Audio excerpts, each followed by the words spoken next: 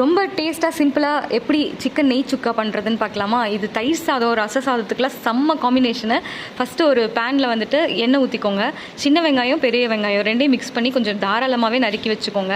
நான் இன்றைக்கி பெரிய வெங்காயம் போடலை, நிறைய சின்ன வெங்காயம் இருந்ததுனால நான் சின்ன வெங்காயம் போட்டேன். இப்போ சிக்கனை தனியாக எடுத்துகிட்டு மிளகுத்தூள், காஷ்மீரி மிளகாத்தூள், மஞ்சத்தூள், மல்லித்தூள், கரம் மசாலா, அப்புறம் சாதாரண மிளகாத்தூள், இஞ்சி பூண்டு பேஸ்ட்டு, அப்புறம் நெய் 1 ஸ்பூனு, உப்பு, தயிர் கொஞ்சம் போட்டு பெரட்டிக்கோங்க. இது ஒரு 10 நிமிஷத்துலேருந்து 15 நிமிஷம் ஊற வச்சாலும் ஓகே தான். இப்போ அதே கடாயிலேயே நம்ம வெங்காயம் வறுத்தோம்ல, அதே கடாயிலே நம்ம அந்த சிக்கனை போட்டுக்கலாம். தண்ணி வந்து கொஞ்சம் அலசி ஊற்றிட்டு, ரொம்ப தண்ணி இதுக்கு தேவை கிடையாது. நம்ம அந்த வெங்காயத்தையும் போட்டுக்கலாம், ஃப்ரை பண்ணி வச்ச வெங்காயத்தையும். இன்னும் கோல்டன் ப்ரௌனில் ஃப்ரை பண்ணுறதா இருந்தாலும் பண்ணிக்கோங்க, இன்னும் டேஸ்ட்டாக தான் இருக்கும் அது. இது மட்டும் போதும், தக்காளியெலாம் தேவையே கிடையாது. ஏன்னா நம்ம வந்து தயிரும் போடுறோம், லெமனும் போட போகிறோம் கடைசியில், அதனால் தக்காளி தேவையில்லை. சிம்பிளான இன்க்ரீடியன்ஸ் வச்சு செஞ்சிடலாம். இப்போ ஓப்பன் பண்ணி பார்த்தா எப்படி இருக்குது பாருங்கள். லாஸ்ட்டில் கொஞ்சம் கருவேப்பிலை கொத்தமல்லி போட்டுக்கோங்க.